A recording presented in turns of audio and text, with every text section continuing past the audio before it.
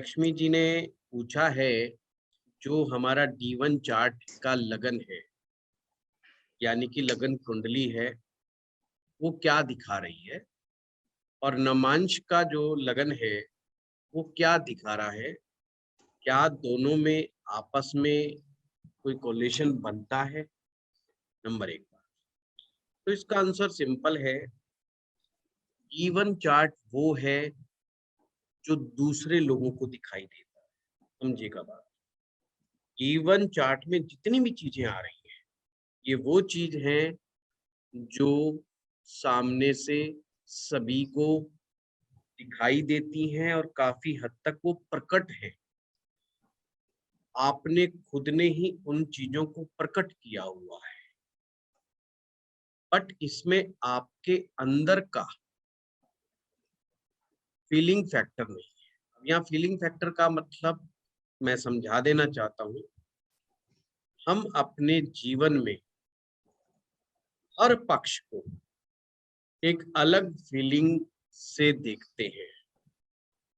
हमारा जो अंतर्मन है, वो आत्म मंथन जब करता है, तो अपने विवाह को भी आत्म मंथन करता है कि मेरा वैवाहिक जीवन कैसा है, यानी कि मैं कैसा महसूस करता हूँ कि मेरा वैवाहिक संबंध कैसा, मेरे रोजगार कैसा है, क्या मैं सही सक्सेसफुल हूँ, क्या मैं सेटिस्फाई हूँ, क्या मैं खुश हूँ। ये सब चीजें वो हैं जो निहायत निजी हैं, मेरी अपनी है। ये मेरा आंतरिक आत्म मंथन हमेशा मेरे अंदर चलता रहता है। इनमें से मैं शायद ही 10% लोगों के सामने प्रकट करता हूँ। ये आपकी और मेरी कहानी है। जो D9 चार्ट है, वो आपके अंतर मन का फीलिंग फैक्टर है कि आप जीवन के किस पक्ष को किस दृष्टिकोण से देखते हैं। ये पूरा संसार, जिसे हम कहते हैं सुख और दुख, दो भागों में बटा हुआ है। एक्चुअल में मनोविज्ञान कहता है नहीं, सुख और दुख नाम की कोई ऐसी चीज नहीं है, ये केवल दृष्टिकोण के आधार पर बटा हुआ है। एक व्यक्ति किसी विषय वस्तु को किस दृष्टिकोण से देखता है, वो ही उसका फीलिंग फैक्टर होता है। पॉइंट समझे बात?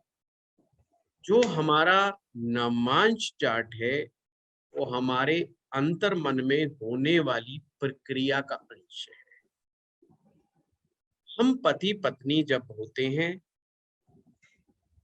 तो बाहरी रूप से जब भी झगड़ा होता है, हम उस झगड़े को बहुत कम प्रकट करते हैं अनजान लोगों के साथ। कोई भी आपके सामने आकर के ये नहीं कहेगा, मेरा मेरी वाइफ से झगड़ा बहुत तेजी से होता है, हमारी बहुत अनबन है और मैं ये करता हूँ, मैं ये चाहता हूँ, मैं वो चाहता हूँ। नहीं, नो एंड नेवर। कौन लोग नहीं कहेंगे ये बात? वो लोग नहीं कहेंगे जो अपनी मैरिज को चलाना चाहते हैं और जिनका इस सोसाइटी में कुछ मान सम्मान, कुछ रेस्पेक्ट। पर जरूरी नहीं, जो लोग आपको नहीं कह रहे कि हमारी मैरिज लाइफ बहुत बेकार है, इसका मतलब उनकी मैरिज लाइफ अच्छी है। इसका तात्पर्य ये नहीं। तो ज्योतिष में ये एक बहुत अच्छा टूल हमें प्रोवाइड किया ऋषियों ने कि आप उस व्यक्ति के अंतर मन में जाकर के देखो कि वो अपने रोजगार को, अपने व्यापार को, अपनी खुशियों को, अपने दाम्पत्य जीवन को, अपनी स्पिरिचुअलिटी को किस दृष्टिकोण से देखता है। क्या चीज? नमांश क्या है? जो उसके अंदर चलने वाली प्रक्रिया है, जो दूसरा नहीं समझ रहा है। ये क्यों जरूरी है? ज्योतिषाचार्य के सामने भी सामने वाला शुरुआत में सत्य नहीं,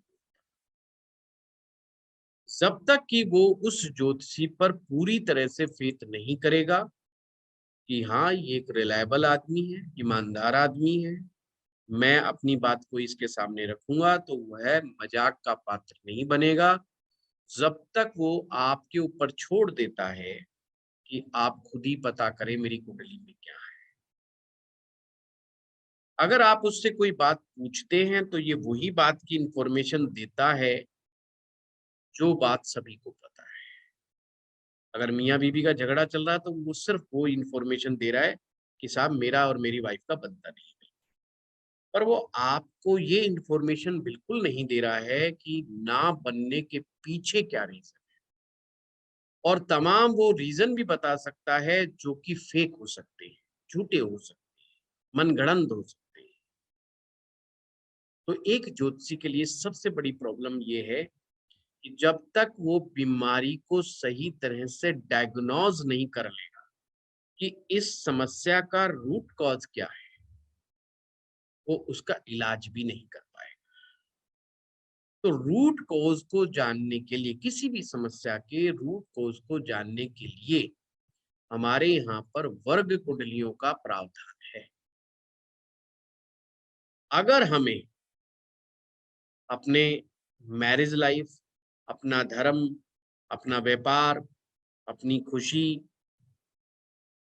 और अपने जीवन साथी के बारे में जानना है और उसके से रिलेटेड किसी भी समस्या के रूट कॉज में जाना है, तो नवमांश हमें वो इंफॉर्मेशन प्रोवाइड करवाता है।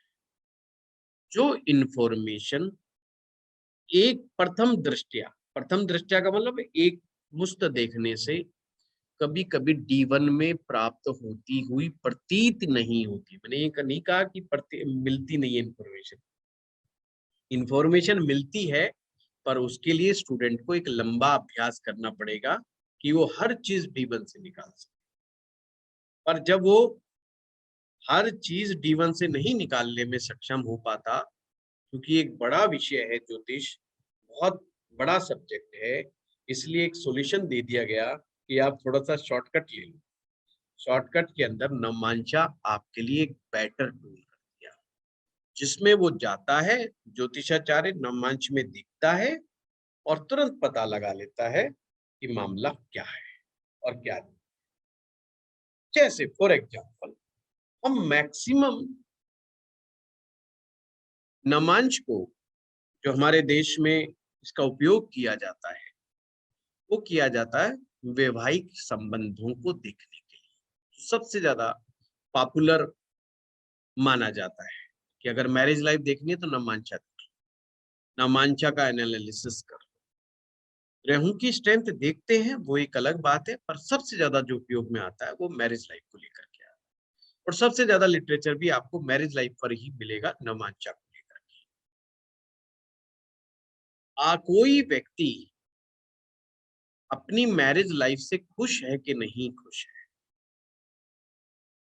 तो ये बात D1 में कभी कभी डाउट्स में आ जाती है।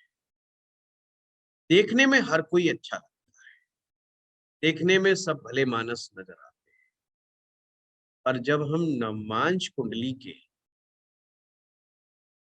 चतुर्थ भाव को देखते हैं, फोर्थ हाउस को देखते हैं, तो वहां पता चलता है कि ये व्यक्ति अपनी मैरिज लाइफ को लेकर के क्या महसूस करता है, सुख महसूस करता है या दुख महसूस करता है, या बीच बीच का मामला है। और दुख महसूस करता है तो किस लेवल का दुख महसूस करता है, यानी कि उसका फीलिंग फैक्टर मैरिज लाइफ को लेकर के क्या है। तो एक मैंने जस्ट एक छोटा सा एग्जांपल आपके सामने दिया है, एक छोटा सा आपको एक तरीका बताया है कि हमने अगर मैरिज लाइफ के सुख और दुख को देना है, देखना है, तो चूंकि हम मैरिज लाइफ को नवमांशा के दृष्टिकोण से देख रहे हैं, तो हम नवमांशा के फोर्थ हाउस में देखेंगे और वहां पर ये पाएंगे कि वहां पर कोई पाप ग्रह है या शुभ ग्रह है, तथा चतुर्थ भाव का लॉर्ड कहां पर प्लेस्ड है। यानी अब इसको हमने D1 की तरह ही देखना शुरू कर देना है, इस पॉइंट को देखने के लिए कि चतुर्थेश जन्म पत्रिका के छठे में गया, 8वें में गया, 12वें में गया, कहाँ गया, पाप ग्रह के साथ बैठा है, नीच राशि में बैठा है या उच्च राशि में बैठा है, कहाँ पर क्या स्थिति क्या है। 2 से 3 मिनट के अंदर आप फाइंड आउट कर लोगे कि ये व्यक्ति अपनी मैरिज लाइफ में क्या महसूस कर रहा है। Very very easy technique. अब मैं दूसरी तरफ जाता हूँ, D1 की तरफ। D1 के अंदर जैसा मैं बार बार कहता हूँ, in the marriage life everyone living with the masking. अपने चेहरे पर चेहरा लगा करके लोग रहते हैं। मैरिज लाइफ के मामले में लोग चेहरे पर चेहरा लगा करके रहते हैं, क्योंकि उनकी कुछ मजबूरियां हैं, सोसाइटी की मजबूरियां हैं, बच्चे बड़े हो रहे हैं, एज फैक्टर है, बहुत सारे फैक्टर्स होते हैं जिसके कारण व्यक्ति कंप्रोमाइज करता है। ध्यान रहे, कंप्रोमाइज हम अपने ऑफिस में भी करते हैं, हम अपने बॉस के साथ भी कंप्रोमाइज करते हैं। शक्ल तो हमें अपने बॉस की भी अच्छी नहीं लगती, मेरे यहाँ पर भी जो काम करने वाले हैं उन्हें भी मेरी शक्ल अच्छी नहीं लगती है। तो प्रॉब्लम कहाँ पर आ रही है? फिर भी वो कंप्रोमाइज कर रहा है क्योंकि वो डेली जॉब कर रहा है, तो ये उसकी मजबूरी है, ये उसकी मजबूरी है। इसी तरह से हस्बैंड वाइफ रिलेशनशिप में भी काफी हद तक मजबूरी हो जाती है लोगों की, पर सोसाइटी को दिखाने के लिए वो ऐसा प्रतीत कराते हैं कि कोई भी प्रॉब्लम हमारे यहाँ पर नहीं है। अब D1 चार्ट के अंदर जो मैरिज लाइफ दिखाई देती वो कभी कभी बहुत खराब दिखाई देती है और कभी कभी बहुत ही अच्छी दिखाई देती है। और हम सभी जानते हैं, जितने भी शादीशुदा लोग हैं, ना मैरिज लाइफ सदा खराब होती है और ना ही मैरिज लाइफ सदा अच्छी होती है। मैरिज लाइफ एक ऐसा फैक्टर है जिसमें हमेशा उतार चढ़ाव रहते हैं। मैरिज लाइफ में हमेशा उतार चढ़ाव रहते हैं। समझ में आगे बात? तो D1 क्या था? D1 वो है जिसे हम बाहर वालों को दिखाना चाहते हैं। अगर D1 में मैरिज लाइफ खराब है, यानी हम चाहते हैं कि लोग हमारी मैरिज लाइफ को खराब दृष्टिकोण से देखें, कि जो हाँ जी है, खराब है, बिल्कुल सही कह रहे हो, हमारी बिल्कुल नहीं बनती है, हमें एक दूसरे की सूरत बिल्कुल पसंद नहीं है। जिन मैरिज लाइफ में यानी कि D1 में मैरिज लाइफ किसी की खराब दिखाई देती है, तो वो इस चीज पर तैयार बैठा हुआ है कि लोग बेशक कह सकते हैं कि, या लोगों को बेशक ये इन्फॉर्मेशन चली जाए कि हमारी मैरिज लाइफ अच्छी नहीं है, तो उसको कोई टेंशन ना। क्लियर हुआ बात? अगर D1 के अंदर ऐसा नहीं है कि उसकी मैरिज लाइफ ठीक ठाक दिखाई दे रही है आपको, तो इसका मतलब वो ये चाहते हैं कि हमारी मैरिज लाइफ बिल्कुल ठीक ठीक लगनी चाहिए। ये उनकी इच्छा है कि वो चाहते हैं कि हमारी मैरिज से रिलेटेड कोई भी इंफॉर्मेशन बाहर जाए, वो पॉजिटिव सेंस में जानी चाहिए, वो नेगेटिव सेंस में नहीं जानी। इसलिए वो हर उस बात को छिपा लेंगे जिस बात से ये मैसेज जाए कि इनकी मैरिज अच्छी नहीं चली। जब आप ज्योतिष का के फील्ड में प्रैक्टिस करेंगे, कुछ लोग कर भी रहे हैं ऑलरेडी, तब उनको रियल में एहसास होता है कि मैरिज लाइफ में कितनी गफलतें, कितनी खराबियां होती हैं। और हमारे सामने जो केस होते हैं वो बहुत ज्यादा नहीं, वो थोड़े से। इसलिए अक्सर मैं हंस करके कहता हूँ, रियल डाटा हमारे पास हो। और अभी भी लोग आप पर विश्वास नहीं करेंगे क्योंकि अभी आप नए हैं इस फील्ड में। जैसे जैसे आप अपने फील्ड में पकने लग जाएंगे, लोग आप पर बिलीव करने लग जाएंगे, वो आपके अपने मैरिज लाइफ के पहलू को भी खोल करके बताएंगे। और वो जो खोल करके बताएंगे, अब आपकी ड्यूटी शुरू क्या होती है? आपने नवमांशा से देखना है कि जो ये व्यक्ति इंफॉर्मेशन दे रहा है, जिसे ये कह रहा है मैं निहायत सीक्रेटिव बात आपको बता रहा हूं, क्या वो नवमांशा से मैच करती है? कहीं ये व्यक्ति फ्रॉड के चलते हुए, किसी कॉन्स्पिरेसी के चलते हुए अपने जीवन साथी के बारे में गलत इंफॉर्मेशन तो नहीं दे रहा। कई बार होता है ना, लोग फ्रॉडी लोग होते हैं, उनका कहीं एक्स्ट्रा मैरिटल अफेयर चल रहा होता है और शादी हो जाती है किसी और से, फिर वो 6 महीने बाद, 9 महीने बाद, 1 साल के बाद जो है ड्रामा दिखाना शुरू कर देते हैं और ये दिखाने की कोशिश करते हैं कि हमारा जीवन साथी बहुत ही खराब है और जिसके कारण हमारी ज़िंदगी नर्क हो गई है। यानी कि अब वो सोसाइटी से, अपने परिवार से ये चाहते हैं कि आप हमें इजाज़त दे दो कि मैं अपनी मन की मर्ज़ी करूँ। हाँ, मैं शादी करना चाहता था या जो मैं उल्टे-सीधे काम करना चाहता था, उसको आप मोहर लगा दो कि हाँ, आप you are on right track.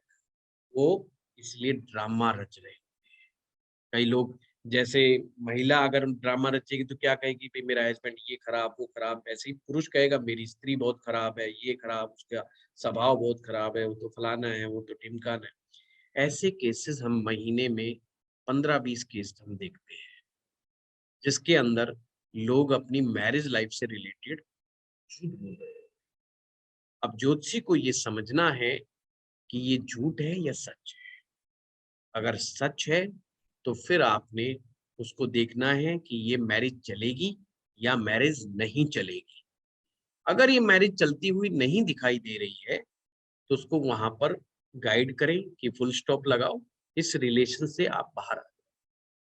उनको उन रिलेशन से बाहर निकालने में हमें मदद करनी है।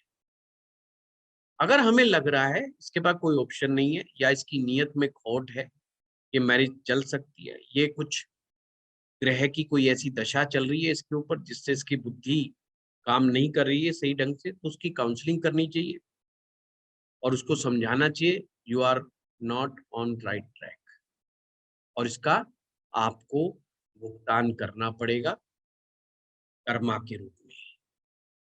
दूसरी बड़ी बात, जो लोग अपनी मैरिज को अपने हाथों से बिगाड़ते हैं, वो अपने अच्छे ग्रहों को खराब कर देते हैं। आज सुबह सुबह मेरे पास एक केस था, 1 घंटे 1.5 घंटे तक मेरे चली बहस। एक love marriage case. Love marriage हुई और मैरिज के बाद उन लोगों ने तरक्की नहीं की। मैरिज हुए 6-7 साल, तो बात ये निकल करके आई कि जो ये तरक्की नहीं हो रही, इसके पीछे सबसे बड़ा रीजन था कि उन दोनों जातकों के ऊपर माता पिता का आशीर्वाद नहीं मिला। उस मैरिज को बड़े बुजुर्गों का आशीर्वाद नहीं मिला। उस मैरिज को इससे क्या हुआ, उनका गुरु ग्रह अपने जो अच्छे असर दे रहा था उसने अपना अच्छा असर देना छोड़ दिया। नवमांश कुंडली में, जो नवमांश कुंडली का जो कारक ग्रह होता है, कौन से कारक ग्रह होते हैं? 2 कारक ग्रह होते हैं नवमांशा के। बताएंगे आप में से पुराने स्टूडेंट्स जिन्होंने मेरी क्लास अटेंड की है, कौन कौन से कारक है नवमांशा के? गुरु और शुक्र। गुरु। शुक्र गुरु। बहुत बढ़िया। जिस मैरिज में बड़े बुजुर्गों का आशीर्वाद ना हो, उनका एक कारक ग्रह, नवमांश का एक कारक ग्रह गुरु बिगड़ जाता है और यानी कि गुरु अपने अच्छे परिणाम नहीं दे रहा होता है। और जब गुरु अपने अच्छे परिणाम नहीं देगा तो उनके जीवन में मैरिज लाइफ नहीं टूटेगी, उनके जीवन में वृद्धि रुक जाएगी, जो बढ़ोतरी है वो रुक जाएगी। वो लोग अपने कैरियर में आगे नहीं बढ़ पाएंगे। उन लोगों के जीवन में पुत्र का सुख या संतान सुख में प्रॉब्लम्स आने लग जाएगी। वो अपने संतान को लेकर के दुखी रहने लग जाएंगे। इसे हम क्रियमान कर्मा बोलते हैं। क्रियमान कर्मा को समझाने के लिए लाल किताब जो है, बहुत अच्छे तरीके से लाल किताब समझाती है कि आप अगर ये काम करोगे तो आपको नुकसान हो जाएगा, अगर आप ये काम नहीं करते हो तो आपको फायदा हो जाएगा। वो काम बता रही है जो प्रेजेंट में हम कर्म कर रहे हैं, प्रेजेंट के, कि अगर आपने अपने माता पिता की बात को अवहेलना की है, अगर आपने ये किया है तो इसका दुष्परिणाम फला फला आएगा। और अगर आप ये अच्छा काम करोगे तो यही आएगा। तो आपने क्या देखा कि नवमांश कुंडली में गुरु एक कारक है जो कि वृद्धि को देने वाला कारक है, जो नवमांश की वृद्धि करने वाला कारक है। क्योंकि विवाह को धर्म माना गया है हमारे सनातन धर्म में, तो धर्म का मतलब होता है व्यक्ति की ड्यूटी, कि वो व्यक्ति अपनी ड्यूटी सही ढंग से नहीं कर पाएगा। ड्यूटी क्या होती है? हम सभी लोगों को इस जन्म में कुछ ना कुछ ड्यूटीज मिली हैं करने के लिए, और हम उन ड्यूटी को प्रॉपर तरीके से निभाने में कामयाब नहीं हो पाते। कि बच्चों के लिए सही एजुकेशन, अपना घर देना, उनको सही एजुकेशन देना, सही संस्कार देना, जीवन में तरक्की उन्नति का मार्ग पकड़ना, सोसाइटी में मान सम्मान पैदा करना, ये सब ऐसा करना हमारी ड्यूटीज हैं। और जब गुरु ग्रह बिगड़ेगा तो इन कामों को करने में व्यक्ति असफल हो जाए। पॉइंट समझ रहे हो बात? अब आप कहेंगे कि नमांसा तो अंदर की बात थी जी, ये तो अब आप बाहर की बात बताने लगे हो। ये तो बाहरी बात है ना, कि आपने अपने माँ बाप को नहीं बताया, चुपचाप शादी कर ली, या तुमने माँ बाप के साथ जो जबरदस्ती करी कि नहीं जी मैं तो जहर खा लूंगा, मैं तो कूद जाऊंगा, मैं तो 10 फुट की दीवार से ऊपर कूद छलांग लगा दूंगा, तरह तरह के एक्टिंग ड्रामे करे, और माँ बाप बेचारे टेंशन में आ गए कि यार इकलौता बेटा है या इकलौती बेटी है, तो उन्होंने कहा चलो चलो शादी कर लो यार, मरने से तो बचाओ कम से कम, थोड़ा जिंदा ही ठीक है। और वो बेचारे ने हाँ कर ली, और वो एक प्रकार से ब्लैकमेल हो गए। परंतु उनकी अंतरात्मा इस मामले को लेकर के खुश नहीं। तो अंदर से क्या घटना घटेगी? अंदर से घटना ये घटेगी कि उस व्यक्ति का जो माइंड सेट है, इनर माइंड सेट, जो कि ग्रोथ की तरफ, जो कि ग्रोथ चाहता था, वो माइंड सेट में चेंजेस आ जाएंगे। ऑलवेज रिमेंबर, अगर आपके जुपिटर ने काम करना बंद कर दिया, या काम करना स्लो कर दिया है, या काम पूरा असर देना बंद कम कर दिया है, तो ये मान लीजिए जब भी आपका तरक्की पसंद माइंड सेट चेंज आ जाए, चेंज होने लग जाए, आप में ईगो बढ़ने लग जाए, आप किसी की बात को ना सुन पाए, और आप अपने अंदर बदलाव लाने की बात को दरकिनार करते चले जाएं, और आप आगे बढ़ने के मार्ग को खुद ही अपने रास्ते बंद करते हुए चले जाएं, लोगों से झगड़ा करते रहे, तो आप ध्यान रखिएगा कि मामला आपका गड़बड़ हो चुका है। ये घटना अंदर ही घटेगी, जो बृहस्पति की कमजोरी आपके अंदर ही घटेगी। पॉइंट क्लियर हुआ? ऐसे ज्योतिष हमारे जो जन्म पत्रिका में हमें जो ग्रह मिले हैं वो पास्ट लाइफ का मैप है। जो प्रेजेंट में हम कर्म कर रहे हैं उसमें ज्योतिष हमें कुछ निर्देश देता है कि तुम्हें अपनी जन्म पत्रिका के अनुसार ये करना है और ये नहीं करना है। इसीलिए जन्म पत्रिका में लोग पूछते हैं कि हम लव मैरिज करें कि अरेंज मैरिज करें। तो ज्योतिष, एक ज्योतिषी को बिल्कुल भी पूर्वाग्रह से ग्रसित नहीं होना चाहिए कि लव मैरिज अच्छी है कि अरेंज मैरिज अच्छी है। नहीं नहीं नहीं, पर्सनल ओपिनियन नहीं रखनी है, ये हमेशा ध्यान रखिएगा। पर्सनल ओपिनियन नहीं रखनी है। जब भी आप किसी को सलाह, निष्पक्ष सलाह दें। निष्पक्ष सलाह किसे कहते हैं? कि उस व्यक्ति का होरोस्कोप क्या कहता है, क्या वो अलाउ करता है कि इसको मैरिज लाइफ लव मैरिज होनी चाहिए, नहीं सॉरी मैरिज लव मैरिज होनी चाहिए। अगर होरोस्कोप अलाउ करता है तो यू शुड सजेस्ट। अगर वो कहता है मेरा कोई अफेयर नहीं चल रहा, मेरा कोई रिलेशन नहीं है, मैं किसी को नहीं जानता, तो आप गाइड कीजिए कि जानने का प्रयास कीजिए। क्योंकि शादी जब भी करें अपनी मन पसंद करें, अपनी मर्जी से करें। ये डिसीजन आपका अपना डिसीजन होना चाहिए। इसका मतलब आप उसको सही ट्रैक के ऊपर लेकर के जा रहे हैं। और जब व्यक्ति अपने सही ट्रैक के ऊपर जाएगा तो ऑटोमेटिक उसकी जिंदगी में सही सही चीजें होने लग जाएंगी, क्योंकि आप धर्म को फॉलो कर रहे हैं। हमारे धर्म ने प्रेम विवाह को निषेध नहीं कहा, ये ध्यान से समझे। हमारे धर्म ग्रंथों ने प्रेम को निषेध नहीं किया। अपितु इसको अप्रिशिएट किया है। पर कुंडली में वो चीज होनी चाहिए, यानी आप मदद कर रहे हो पूर्व जन्म का जो कर्मा उसका बाकी रह गया था, जो उसका पेंडिंग कर्मा बाकी रह गया था। पिछले जन्म में वो मैरिज को लव मैरिज नहीं कर पाया था, पर अब की बार ग्रह चाहते हैं कि वो अपनी मनमर्जी से शादी करे और उसको एक अच्छा जीवन साथी प्राप्त हो, तो आपको उसे मदद पहुंचाने का कार्य करना चाहिए। और यदि इसके विपरीत स्थिति है तो आपको रोकना चाहिए कि आपके प्लेनेट आपको अलाउड नहीं कर रहे हैं, आपका पेंडिंग कर्मा ये कर्मा नहीं है, आप गलत ट्रैक के ऊपर जा रहे हैं। दूसरी बात, मनोविज्ञान क्या कहता है प्रेम विवाह के विषय में? वो कहता है अगर कोई लड़की किसी लड़के के साथ या लड़का किसी लड़की के साथ एक्स वाई कुछ भी हो सकता है, घर परिवार से लड़ाई झगड़ा करके विवाद फसाद कर करके शादी कर लेते हैं, तो वो लड़की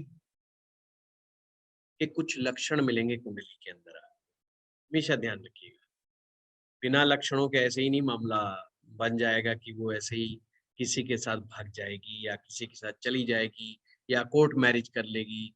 ऐसा कुछ नहीं होगा जब तक कि वो कुंडली उस चीज को नहीं डिफाइन। मनोविज्ञान कहता है कि उस लड़की को ये सोचना चाहिए, जिस माता पिता ने 24 साल 25 साल उसको पाला पोसा है और एक अनजान व्यक्ति जिसकी जान पहचान 6 महीना 1 साल है, वो 24 साल के 25 साल के विश्वास को 1 मिनट में चकनाचूर करके उस 1 साल के विश्वास के साथ हो लेती है, तो मनोविज्ञान कहता है कि उसकी कुंडली में अवश्य ही गड़बड़ है। क्या गड़बड़ मिलेगी आपको? नंबर 1 बात, उसकी जन्म पत्रिका में राहु की दशा चल रही होगी या उस ग्रह की दशा चल रही होगी जो राहु के एस्पेक्ट में हो, राहु के साथ में हो,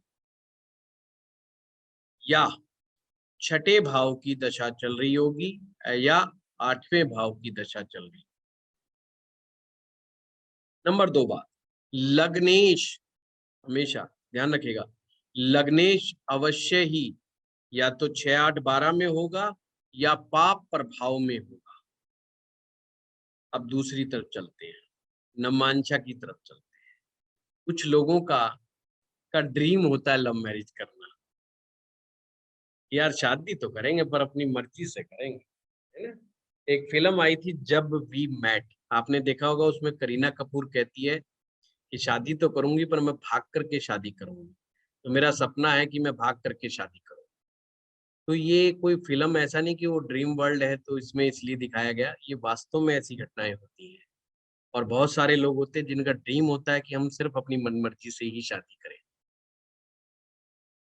तो ये जो मन की बात है, जो अंतर मन में उसका जो माइंडसेट चल रहा है शादी को लेकर के, तो वो चीज उस बच्ची की नवमांश कुंडली में आती है। मेरा कहने का मतलब ये है। तो लक्ष्मी जी, आप समझ में आया आपको D1 क्या दिखा रहा है, D9 क्या दिखा जी रहा है, गुरुजी, आपस में बहुत क्या अच्छे वो से। रिलेट करते हैं? एक ही चीज है वो, D1 D9 अलग अलग नहीं है। गुरुजी D1 मेरे आपका सारे शरीर है, D9 उस शरीर में बैठी हुई विराजमान आत्मा है, वो अलग नहीं है, वो उसी का पूरक है, वो उसी के अंदर की बात को दिखा रहा है। जीवन में जो डायरेक्ट नहीं दिखाई दे रहा, वो इनडायरेक्टली बहुत शॉर्टकट से वो आपको दिखाई दे रहा है। अब मैं यहाँ पर एक एग्जांपल नामांशा से मैं आपको क्लियर करूंगा। हाँ अरविंद जी बताएं। गुरुजी, जैसे D1 में अगर लगन आपका मकर है और D9 में लगन आपका सिंह है, तो आपके नेचर में ये आत्मा किस तरह से बिहेव करती है, किसका इन्फ्लुएंस ज्यादा है? पहली बात तो बिल्कुल कंफ्यूज होने की जरूरत नहीं है।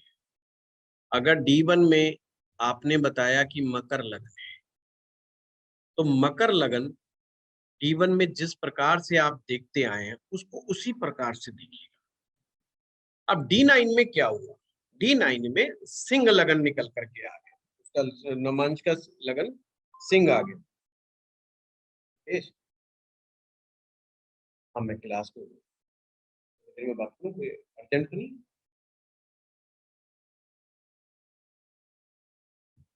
तो हमने क्या देखना है उसके अंदर कि D1 का कौन सा भाव हमें गाइड करने वाला है, कौन सा पेंडिंग कर्मा यानी कि नमांश से रिलेटेड, नहीं सॉरी पास्ट लाइफ से रिलेटेड कौन सा पेंडिंग कर्मा जैसा अधूरा रह गया कि जिसमें हमारे अंदर के भाव छिपे हुए प्रकट होंगे, ये उस भाव को दिखाता है। मकर लगन में सिंह राशि कौन से हाउस में फॉल करेगी, तो आप कहेंगे जी अष्टम में फॉल करेगी, यही बात है ना। हेलो, जी अष्टम जी भाव, आप जी। ये कहें कि अष्टम भाव राइज पुराय नवमांश, यानी कि पेंडिंग कर्मास जो कि मैरिज से रिलेटेड था आपका, वो कहां से आगे की यात्रा बहेगी, अष्टम से आगे बहेगी।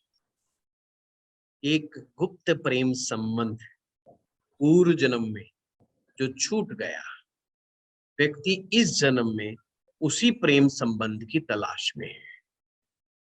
तो बात बहुत गहरी है, पर बड़े शांति से समझनी पड़ेगी। एक गुप्त प्रेम संबंध जो छिपा हुआ, वो हमारा पूर्व जन्म में पूरा नहीं हो पाया, वो प्रेम हमारा अधूरा छूट गया। इस जन्म में हमारा मन कहता है कि यार मुझे वो मिलना चाहिए जो मेरा पीछे छूट गया था।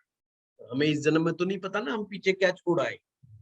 तो इस जन्म में क्या होगा उस व्यक्ति के साथ, इस जन्म में ये होगा उसको फिर वही आत्मा मिलेगी जिससे उसका अट्रैक्शन आएगा।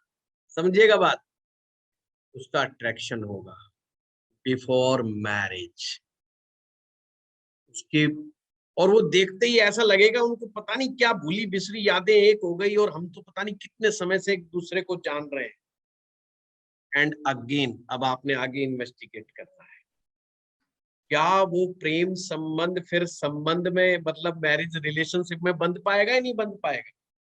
तो आपने देखना है कि सिंह लगन का लॉर्ड की प्लेसमेंट क्या है। गड़बड़ तो है, वो अच्छी है, तो यानी कि आपका जो पेंडिंग मामला जो बच गया था वो आप सही तरीके से अमली जामा पहना पाएंगे, नहीं पहना पाएंगे, या मामला वही है, वही इस बार भी टूट गया है जी, वही साथी फिर छूट गया, फिर वो रिपीटिशन हो रहा है। तो वो चीज जो है हमें पता है, समझ रहे हो बात को।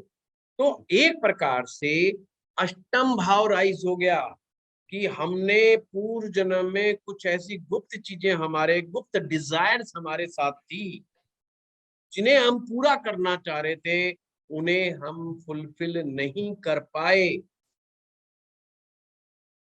अब क्या हम इस जन्म में उन्हें फुलफिल कर पा रहे हैं।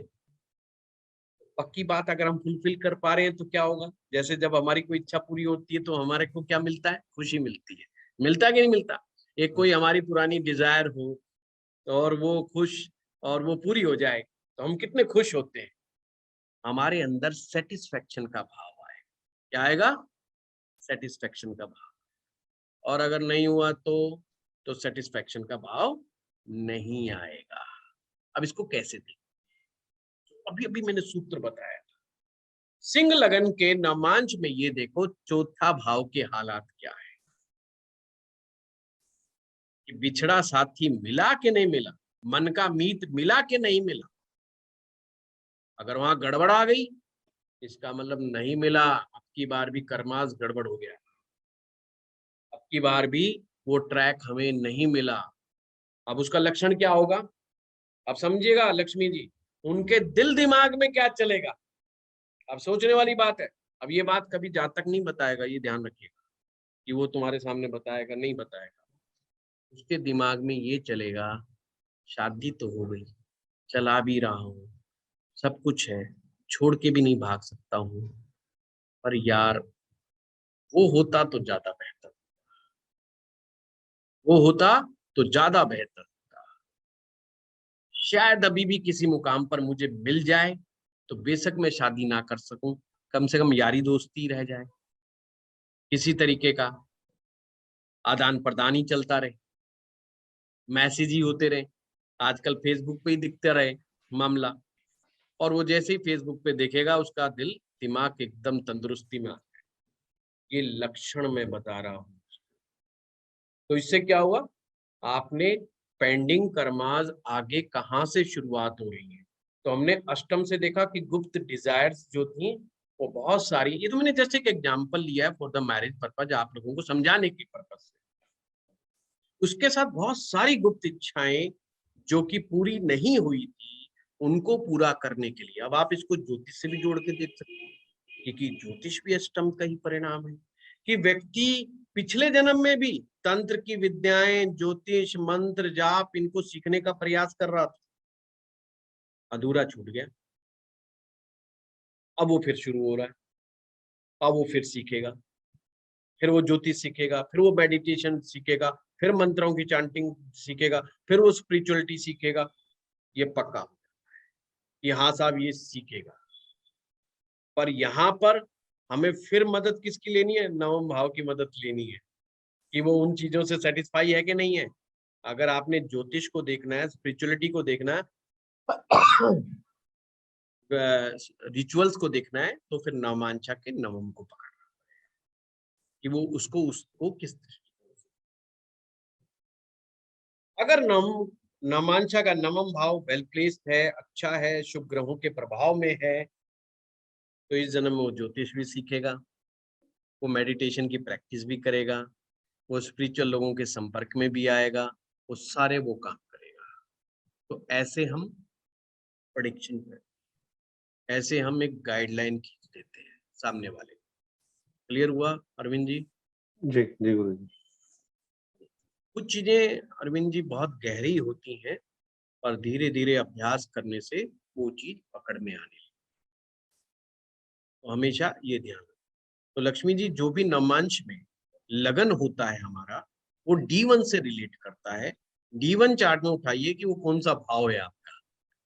गुरुजी आपने इतने अच्छे से समझाया कि अब शायद समय न होते हुए भी नवमांश में घुसना पड़ेगा कि देखें क्या है इसके पीछे। एक देख देख देख देख, खैर मैं, मेरी मतलब किस्मत। उत्सुकता बहुत ज्यादा हो गई। मतलब ये सेशन शायद ऐसा है कि जितनी बार इसकी रिकॉर्डिंग सुनेंगे ना, और सुने और सुने और सुने, ऐसा महसूस हो रहा है। Absolutely, yes. तो इसी प्रकार से आप कोई भी दूसरा एग्जाम्पल भी लेंगे, उसमें ऐसा ही पाएंगे। अगर किसी का 7th हाउस राइज हो रहा है तो हमेशा वो पार्टनरशिप की तलाश में रहेगा। देखिए कमाल की बात। और वो day to day income generate करता रहेगा तो पार्टनर ढूंढता रहता है, यार कोई आदमी मिल जाए मेरे धंधे में पैसा लगा दे, कोई मेरे, वो लोगों को प्लान ही समझाता रहता है, नए नए आइडियाज देता रहता है। एक्चुअल में वो आइडिया दे रहा है कि कोई मेरे साथ मिल जाए, जबकि बहुत सारी बातें तो वो खुद भी नहीं समझ पाता कि मेरे अंदर से विचार क्यों आ रहा है। नमांश क्या है?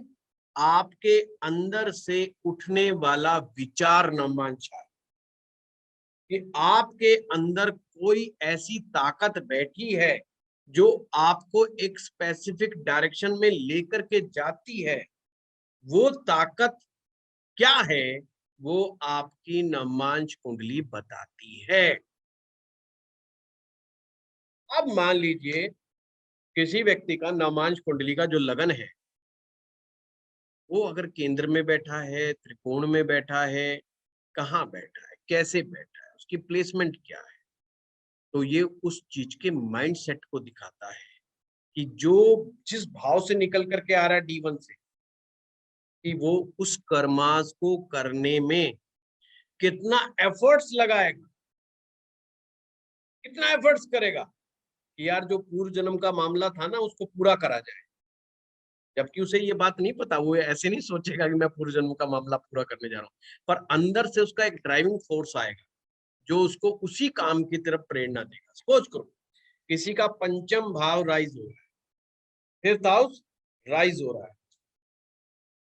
अब उसको समझिएगा, किसी का नमांशा का जो लगन है वो उस व्यक्ति के पंचम भाव D1। अगर वो टीचर बनेगा तो ध्यान से समझिएगा कि आप में से किसी का है पंचम भाव राइज हो रहा है, वो रिलेट कर पाएंगे आप उससे। कोई व्यक्ति जिसका D1 का पंचम भाव राइज हो रहा है नमांशा में, जो नमांशा का लगन नहीं है, कोई बात नहीं, समझ लीजिए। वैसे मैंने तो ऐसे ही एग्जाम्पल सबका अष्टम भाव राइज हो रहा होगा सर। मित्र जी फंसाओगे हैं। सर लगन वाला ही लगन में वापस आ जाता है। हाँ, वो आएंगे, ज्योति जी आएंगे। एक पंचम चलने दो, हैं, अभी लगन पे भी आएंगे। देखिए, अरे प्रताप जी देखिए, पंचम अगर राइज हो रहा होगा तो ध्यान से समझिएगा, अगर वो टीचर होगा तो हमेशा शिष्य की तलाश करेगा। जब वो हमेशा शिष्य की तलाश करेगा, वो शिष्य की तलाश उसको पूरी होगी कि नहीं होगी कौन बताएगा? फोर्थ हाउस बताएगा। अगर वो व्यक्ति प्रेमी होगा, लवर होगा, तो हमेशा अपने लव की तलाश करेगा, अपने सोलमेट की तलाश करेगा। सोलमेट मिलेगा कि नहीं मिलेगा, फोर्थ हाउस डिसाइड करेगा। वो प्रतिभाशाली, क्या उसको अपनी प्रतिभा को मुकाम मिलेगा कि नहीं मिलेगा। हमेशा ध्यान रखिएगा, जो भाव राइज हो रहा है, जिस भाव से रिलेटेड चीजें मिल रही हैं, अगर वो उस कर्मास को फुलफिल कर रहा है कि नहीं कर रहा है, फोर्थ हाउस बता देगा। अगर वो उसको लेकर के निहायत खुश है, निहायत खुश कैसे कहते हैं, उसको ये परवाह नहीं कि मेरी ग्रोथ हो रही है कि नहीं हो रही है, बट वो अपने काम को यदि एंजॉय कर रहा है तो अपने कर्मास को पूरा कर रहा है, वो अपनी उस चीजों के उसी सीरीज में आगे लेकर के चल रहा है। तो वो जरूर इस जीवन में, अगर प्रेमी का मामला है तो लव मैरिज की तरफ भागेगा, या किसी से अफेयर करेगा, प्रेम करेगा और प्रेम को मुकाम तक पहुंचाने का प्रयास करेगा। अब ऐसे में क्या होगा, नमांश का लगन का लॉर्ड, ध्यान रखिएगा, नमांश का लगन का लॉर्ड केंद्र में या त्रिकोण में है कि नहीं है, मजबूत है कि नहीं देखिएगा। अगर है तो फिर मामला ये है कि वो लव मैरिज करेगा। समझे बात को? और वो पिटपुटा गया, नीच राशि में चला गया, फंसफुसा गया, तो मामला ऐसा है कि मोहब्बत तो करेगा पर अधूरी मोहब्बत करेगा, मामला गड़बड़ हो गया। ठीक है, अब ज्योति जी का क्वेश्चन लेते हैं। हाँ प्रताप जी, ठीक है। हाँ जी बताइए। इस बात को मैं कंफर्म करना चाहूंगा ओहो, कि मेरी वाइफ का वृश्चिक लगन है, पंचम भाव में 12वीं राशि आ रही है, और नवमांश मीन लगन का है। जुपिटर चौथे भाव में बैठे हुए हैं, केंद्र में आ गए। केंद्र में आ गए, और मेरी पत्नी ने प्रेम विवाह किया। लो, पहली बात। दूसरी बात की, जब उन्होंने विवाह किया, हम लोगों की शादी मंदिर में हुई थी, आर्य समाज मंदिर में। तो उस समय राहु की दशा चल रही थी उनकी। लो, तो दोनों सूत्र एकदम मैंने इस कुंडली पे एकदम फिट हो गए, फिट हो गए।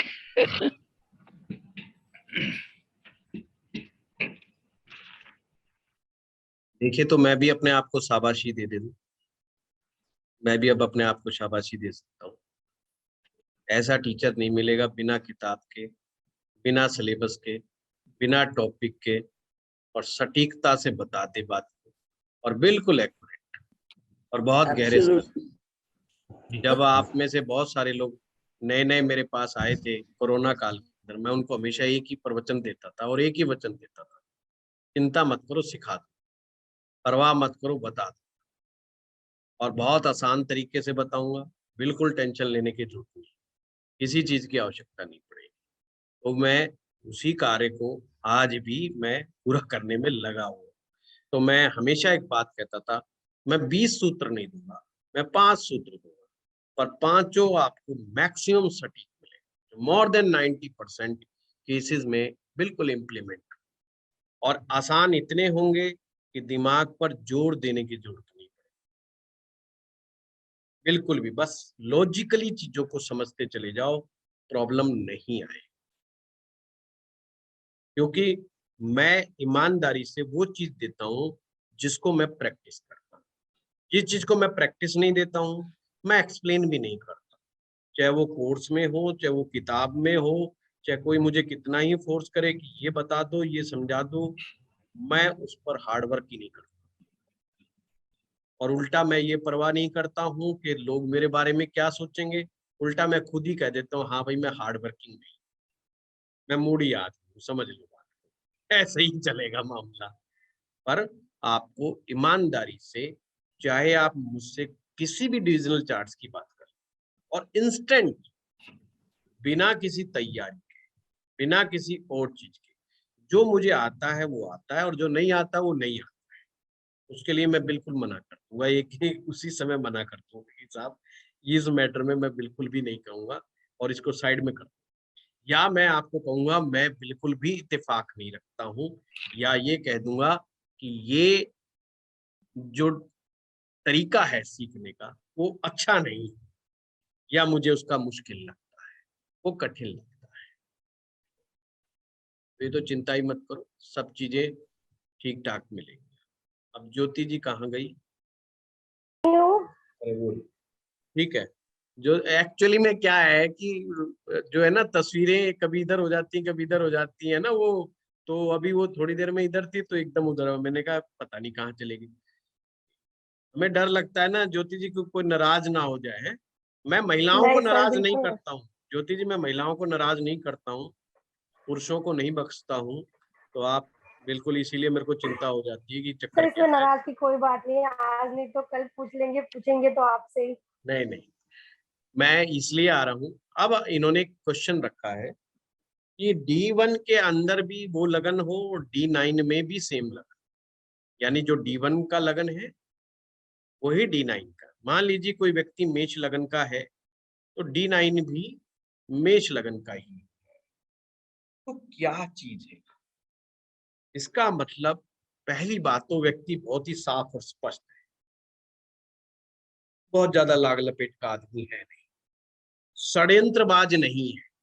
चीज को समझिए, जैसा अंदर है वैसा बाहर, बहुत ज्यादा जलेबी की तरह गोल गोल नहीं है उसके, बल्कि सिर में दर्द और हो जाता है अगर कोई ज्यादा जलेबी की तरह गोल गोल घुमाएगा ना उसको, वो ज्यादा टेंशन में आ जाए, ओ क्या यार छोड़ यार, सीधा सीधा चलो यार, सीधा सीधा चलो।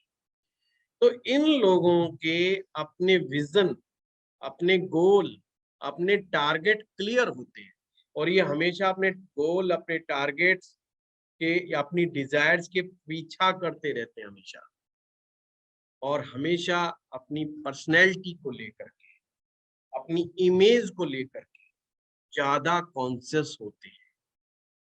ज्योतिष में ऋषियों ने इसे राजयोग कहा है। अब समझिएगा, असली कहानी यहां से शुरू होती है जो मैंने अब कहा। ज्योतिषियों ने इसे राजयोग कहा, और राजयोग की व्याख्या कैसे की कि ऐसे व्यक्ति के जीवन में भौतिक सुख सुविधा की कोई कमी नहीं। कोई कमी का मतलब ये नहीं कि लाखों करोड़ों पति का वो होगा ना, यानी कि जो प्रेजेंट के अंदर जो चीजें चल रही होंगी, अगर घर में एसी चाहिए तो एसी मिलेगा, घर में गाड़ी चाहिए तो गाड़ी मिलेगी, मकान चाहिए तो मकान मिलेगा, नौकर चाहिए नौकर मिलेगा, जो उसका इच्छा होगी। अगर वो चाहेगा मैं नौकर रखूं तो नौकर रख लेगा, नौकर नहीं रखूं तो नहीं रखेगा, उसके अकॉर्डिंग काम चलेगा। दूसरी बात, किसी के आगे ऐसे पैसे मांगने नहीं पड़ेगा, अब जाकर के भाई मुझे पैसा दे दो, कर्जा दे दो, नहीं, नो एंड नेवर। अगर 1% वो किसी से कर्जा ले लेगा तो इतनी हिम्मत और ताकत रखेगा कि वो उसके 10 मिनट के बाद वापस भी दे सकता है। कहने का मतलब ये, अगर वो ले भी लेगा तो उसको कभी भी रात के समय भी घंटी बजा दो कि मुझे तेरा पैसा चाहिए, वो कहेगा अच्छा मुझे इतना टाइम दे दे, मैं बस ये मेरा पैसा बैंक में पड़ा है, या मेरी फलानी प्रॉपर्टी है, या मेरा फलाना है, ये ले तेरा काम तमाम, तू दोबारा बता दे मेरे पास। मतलब कोई उसके सर पे चढ़ाई नहीं कर सकता। वो इस बात का हमेशा ख्याल रखते हैं कि कभी कोई हम ऐसा काम ना करें जिसपे इमेज पे डेंट लग जाए पूरी तरीके से। ये मोस्ट इंपॉर्टेंट है। अब हमें आगे स्टडी करना है। अब गड़बड़ कहाँ होगी कि अगर कुछ लोग उसमें से ऐसे मिलेंगे जहां फंस जाएंगे बेचारे, जिनका नामांश कुंडली का लगन का लॉर्ड पाप ग्रह में आ जाए या लगन पाप ग्रह पर आ जाए, तो उनसे गलतियां जरूर होंगी, ये ध्यान रखिएगा। उनसे गलतियां जरूर होंगी, पर उसके बावजूद भी वो अच्छा समय आने पर सुधार लेंगे, सर एक यानी बार कि ये अपनी रिपीट स्थिति करना, को ठीक पाप कर ग्रह, देंगे। हैं? लगन का लॉर्ड पाप ग्रह में, और एक आपने क्या बताया? नवमांशा के लगन पर पाप ग्रह का असर हो, या नवमांशा के लगन के लॉर्ड पाप ग्रह के असर में हो, तो अगर वो ऐसा व्यक्ति अपने जीवन में गलती खा जाता है तो दोबारा गलती नहीं करता, दोबारा होशियार बहुत हो जाता है, समझदार बहुत हो जाता है। इसी को ऋषियों ने राजयोग कहा है। ये अर्थात उसमें, अब राजयोग का मतलब यहाँ राजा से नहीं है, अर्थात उसमें लीडर बनने की क्वालिटी होती है, और वो जन्म जाती बाय बॉर्न लीडर होता है, उसमें लीडरशिप की क्वालिटी है। हंगामा करना है, कहीं हल्ला मचाना है, चलो मेरे पीछे, अभी जा करके हल्ला मचाते हैं, अभी उनकी ऐसी है, मतलब लीडरशिप क्वालिटी भी बड़ी मजबूत। तो ये बात है। ठीक है ज्योति जी, क्वेश्चन का आंसर मिल गया? जी सर, आपकी बातें मैच भी हो रही है काफी हद तक। चलो ठीक है। गुरुजी, हाँ अरविंद जी उसी कंटिन्यूएशन में, जैसे आपने कहा नवमांश का जो लग्नेश है वो केंद्र में है लेकिन नीच राशि में है, उस केस में कैसे बनता है ये? नीच राशि का हमेशा पहली बात तो सूत्र को याद रख लो। नीच ग्रह के मामले में सबसे पहला जो परिणाम ग्रह देगा वो अपने नीचत्व के देगा। सबसे पहले जो वो परिणाम देगा वो अपने नीचत्व के देगा। नंबर 2, अगर वो नीच भंग हो रहा, नंबर 2 अगर नीच भंग हो रहा है या ग्रह में शक्ति है तो वो अपनी उस गलती को इम्प्रूव करेगा, उसमें सुधार पैदा करेगा। अगर नीच भंग हो गया है तो उस गलती को पूरा ओवरकम कर लेगा, मतलब वो इस लेवल पर अपने आप को ले आएगा कि वो गलती अब उससे कोसों दूर चली जाएगी, और अब उसको वो फीलिंग फैक्टर नहीं आ रहा है यार मैंने गलती की थी। ठीक है, वो गलती की थी, वो कहेगा मैंने एक लेसन सीखा है, मैंने एक लेसन सीखा है, जो मैं ये मान रहा हूँ कि जो मेरी एजुकेशन का एक पार्ट है, मुझे एक झटका लगा था, अब उस झटके से मैं उभर भी गया हूँ और दोबारा मैं ये गलती कभी नहीं करूंगा। तो सेकंड हमें ये परिणाम, बट प्राइमा फेसी हमें परिणाम निश्चित के ये देते हैं। जी गुरु। और कोई क्वेश्चन?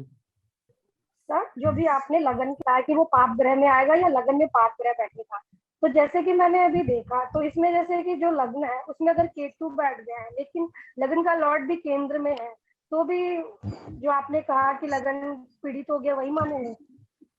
देखिए अगर लगन पर केतु बैठा है कुछ तो इम्पैक्ट है ही है, पापत्व का भी कुछ तो है। पर ये एक बात हो गई, ध्यान रखिएगा, किसी के नवमांशा की लगन में केतु बैठ जाए तो उसको 3 चीजें बहुत अच्छे से आएंगी। कौन कौन सी चीज बहुत अच्छे से सीख सकता है वो व्यक्ति? न्यूमरोलॉजी, ज्योतिष और टैरेट कार्ड, ये 3 चीज वो बहुत अच्छे से सीख जाएगा अगर सीखना चाहे तो। न्यूमरोलॉजी, कोई ज्योतिष सिखा सकता है? न्यूमरोलॉजी, टैरेट कार्ड और ज्योतिष। क्या कह रहे हैं ज्योति जी? सर मैं कह रही हूँ इसी वजह से जैसे फील होता है कि हम न्यूमरोलॉजी और ज्योतिष में चले गए कि नवमास देख के। नवमांश देख के न्यूमरोलॉजी में चले गए? नहीं सर, आपने कहा कि केतु बैठा है तो वो ये सीखेगा। सर मैं ये अपने की बात कर रही हूँ, तो क्या इसी वजह से मुझे सडनली इसमें इंटरेस्ट हो गया, ये हम समझ सकते हैं कि केतु बैठा है? केतु तो बचपन से ही बैठा था, अब तो दशा आई है आपकी, कोई ना कोई केतु की दशा चल रही है सर। बस तो दशा आई है आपकी। हाँ ठीक है। हाँ मीना जी। नमस्कार गुरुजी। गुरुजी आपने एक बार बताया कि जैसे अगर लगन के अंदर और नवांश के अंदर दोनों में अगर ग्रह सेम भाव में हो तो वो वर्गोत्तम हो जाते हैं। नहीं तो नहीं नहीं नहीं नहीं, गलत पकड़ गए मीना जी। सेम भाव में नहीं, सेम भाव में तो भावोत्तम कहते हैं। सेम राशि में हो, अगर ग्रह सेम राशि में है यानी D1 में और D9 में, कोई भी ग्रह अगर सेम राशि में है तो ग्रह वर्ग उत्तम कहलाएगा। ओके, अगर मैं लगन वर्ग बताने उत्तम में जब आपसे होगा, जो आपका D1 का लगन है वही D9 का भी वही सेम लगन हो जाए तो हम बोलेंगे लगन वर्ग उत्तम हो गया। लगन वर्गोत्तम आपके राजयोग की तरह होता है, जो एक तो आपकी अच्छी आयु को सुनिश्चित करता है। तो इस बात की खासियत है कि वो व्यक्ति लंबी आयु जिएगा और नहीं उसके सर, मुझे जीवन। आपको बताने में थोड़ी गलती हो गई। वो वर्गोत्तम मतलब वो मैं वही कहना चाह रही थी कि वो उसी राशि में है, और अगर ऐसा है कि 3 जगह ऐसा है मतलब उसमें, तो क्या वो उसका प्रभाव अच्छा रहता है? हाँ, फिर उसमें आगे स्टडी है कि वो आपकी वर्ग कुंडलियों में एक ग्रह सेम राशि में कितनी बार रिपीट हो रहा है, 3 बार हो रहा है, 4 बार हो रहा है, 5 बार हो रहा है, 6 बार हो रहा है। तो वो फर्दर वो, हाँ, वो फर्दर उस ग्रह की क्वालिटी को बढ़ाते हुए चले जाए। ओके, वो उस ग्रह की क्वालिटी को बढ़ाते हुए चले जाए। इस तरीके से जैसे मेरा एक प्लेनेट है मून, वो 6 जगहों पर सेम राशि में 6 वर्ग को, उस दशा में मैंने बहुत अच्छा अपने हिसाब से राइज भी किया और सेटिस्फेक्शन भी गेन किया। और मैं देखता हूँ कि वो मून वाला गुण मुझ में है। मैं इमोशनल भी बहुत हूँ, अच्छा स्टोरी टेलर भी हूँ, किसी बात को बहुत ढंग से एक्सप्लेन भी कर सकता हूँ। तो जो एक मून की क्वालिटी होती है, इमेजिनेशंस भी बहुत अच्छी कर सकता हूँ। मैं कुछ लिखना चाहता हूँ तो मैं लिख बहुत अच्छा सकता हूँ। तो वो जो एक चंद्रमा की जो इमेजिनेशंस की क्वालिटीज है, वो चीज के अंदर मैं समझता हूँ निकल करके आती है। या जो मूडी बिहेवियर है काफी हद तक, अगर मेरा नहीं पढ़ाने का मूड है तो मैं लिख देता हूँ कि भाई ठीक है, आज मैं क्लास नहीं लूंगा।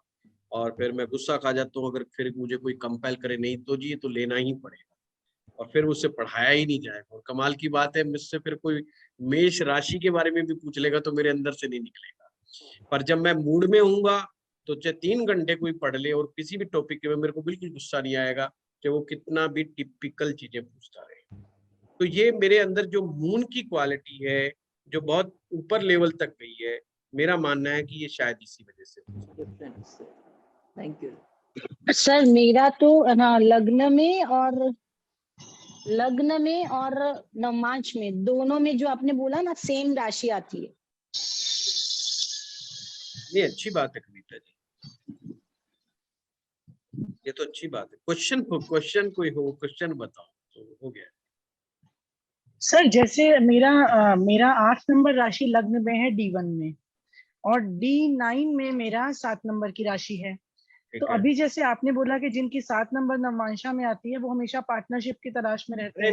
नहीं, सप्तम भाव मैंने कहा है, सप्तम भाव। आपका लगन कौन सा है? लगन मेरा वृश्चिक लग्न है। हाँ, तो वृश्चिक लगन है, वृश्चिक लगन है। और नवमांश में कौन सा लगन आपने बताया? तुला। तुला। हाँ, तो तुला तो 12वां भाव हो गया आपका। वृश्चिक लगन में देखो कि तुला राशि कहाँ फॉल कर रही है, वो तो 12 नंबर 12वें में ही भाव पड़ में रही फॉल है। कर रही है। हाँ, हाँ तो जी। ट्रैवलिंग के अंदर कर रही है, 12वें भाव में कर रही है, अपना देश छोड़ करके जाने की बात को कर रही है, जन्मभूमि से दूर अच्छा। जाने की बात को कर रही है। तो 12वें भाव से रिलेटेड जो जो चीजें आती हैं, उनसे रिलेटेड जो पेंडिंग कर्मास बाकी है, तो घूम के आया करो, थोड़ा घूम फिर करके आया करो। ओके, मेरा एक क्वेश्चन भी है ना, घर में जैसे मन एक कम तो लगवाएगा। ठीक है सर। ज्यादा घर में बैठोगे टेंशन हो जाएगी। गायत्री जी बहुत अच्छा सूत्र बता दिया आपको। आपका नवमांशा कह रहा है कि थोड़ा घूम के आओ, पिछले जन्म में आपकी इच्छा अधूरी रह गई, आप पिछले जन्म में घूमने बहुत की। घूमना फिरना चाह रहे थे, तो ठीक है उसको सर। पूरा करते रहो, घूमते रहो इधर उधर। Okay sir. सर एक क्वेश्चन है, देखिए नवमांशा में और लग्न कुंडली में दोनों में नंबर सेम है, राशि सेम है, ठीक है। अब कुछ जगह पे प्लैनेट्स भी सेम घर में पड़ते हैं और कुछ जगह पे प्लैनेट्स विद सेम राशि पड़ते हैं। आप समझे, 3 कंडीशन हो गई। कविता जी, प्रश्न में क्लैरिटी लेकर के आओ, स्पेसिफिक पॉइंट पूछो। हाँ सर, तो ये हो गया, एक तो हो गया हाइपोथेटिकली मैं भावोत्तम। जवाब ही नहीं दे पाऊंगा। आपने बोला कि कोई ग्रह अगर सेम भाव में पड़ रहा है तो वो भावोत्तम हो गया, ठीक है। आपके सामने कोई कुंडली है, उस कुंडली को डिस्क्राइब करो। सर अगर मार्स है, मंगल है, चौथे घर में यहाँ भी है लग्न में, और चौथे घर में आपके नवमांश में भी है। पहले ये बताइए लगन D1 में कौन सा लगन है? वृषभ। हाँ, तो ऐसे बताइए कि D1 वृषभ लगन का है। अब आगे और बोलिए। नवमांश भी वृषभ लगन का है, ठीक है ना, ठीक है। तो ये हो गया आपका इसको कौन सी कुंडली भावोत्तम बोलेंगे? राशि वाला क्या बताया था आपने अभी? लगन वर्गोत्तम हो गया। लगन वर्गोत्तम हो गया, ठीक है। अब एक कंडीशन है कि मंगल है, मंगल यहाँ भी चौथे घर में है और वहां भी चौथे घर में हो गया, तो ये हो गया भावोत्तम, ठीक है। ठीक है। अब तीसरी कंडीशन ये है कि अगर इस कुंडली की बात छोड़ दे तो राशि भी सेम है और वहां पे आपका प्लैनेट भी सेम है दोनों जगह पर, उसको क्या कहेंगे? लगन वर्ग ग्रह वर्गोत्तम हो गया। अच्छा, सिंह राशि में मंगल फॉल कर रहा है D1 के अंदर और सिंह राशि में ही D9 में बैठा है। आपका कहने का मतलब सिंपल था। हाँ, तो इसका मतलब उसको आप कहिए कि ग्रह वर्गोत्तम। भावोत्तम से बेटर वर्गोत्तम लगन ग्रह का वर्गोत्तम होना। ग्रह का भावोत्तम से भी ज्यादा बेटर होता है ग्रह का वर्गोत्तम होना। ध्यान रखिए, एक कहें कि ग्रह भावोत्तम है और दूसरी तरफ कहें कि ग्रह वर्गोत्तम है। वर्गोत्तम मच बेटर भावोत्तम की अपेक्षा। भावोत्तम में भाव के रिजल्ट बेटर तरीके से आएंगे और ग्रह के वर्गोत्तम होने से ग्रह के रिजल्ट बेटर तरीके से आएंगे। ग्रह की स्ट्रेंथ को दिखाता है। तो मंगल आपका स्ट्रेंथफुल है, बिल्कुल हमें समझ में आ गया 1 मिनट में ही। आपका मंगल बहुत ताकतवर है। जैसे यही क्वेश्चन था मेरा कि तीनों केसेस में किसको क्या बोलेंगे, बस इतना। यानी मैंने बता दिया, जवाब मिल गया। Thank you sir. गुरुजी, कल का जो डिस्कशन था कि पंचमेश लगन में है और आज उस पे पंचमेश अगर पंचम भाव में ही है, वो डिस्कस कर सकते हैं? हाँ हाँ, बोलिए ना, बोलिए। मैं तो देखिए, मैं तो खाली दिमाग से आया हूँ, दिमाग को रखा है अपनी टेबल पे, बैठ गया आपके सामने। आप जो मर्जी पूछो, जो निकल के आएगा आपका अपना भाग्य, जो नहीं निकलेगा वो भी आपका अपना भाग्य। पूछो आप। जी। सो पंचमेश जैसे टॉरस जो सेकंड राशि है वो पंचम भाव में है और उसमें शुक्र भी उसी में बैठा हुआ है। नहीं, आपने कहा कि पंचम भाव का स्वामी पंचम भाव में ही बैठा है। जी हाँ, तो अब प्रश्न क्या हुआ? क्वेश्चन ये था कि कल हम डिस्कस कर रहे थे पंचमेश अगर लगन में है और अगर पंचमेश अपने ही पंचम भाव में बैठा, इनमें स्ट्रेंथ किसका ज्यादा होता है? पंचमेश का लगन में बैठने का मतलब ये होता है, अच्छा स्ट्रेंथ की आप बात कर रहे हैं, स्ट्रेंथ लगन में ज्यादा मिलेगा बशर्ते कि वो नीच का ना हो। ओके, बशर्ते नीच का ना हो, स्ट्रेंथ लगन में ज्यादा मिलेगा। उसको क्या क्यों ज्यादा मिलेगा, मैं एक चीज आपको समझा दूं।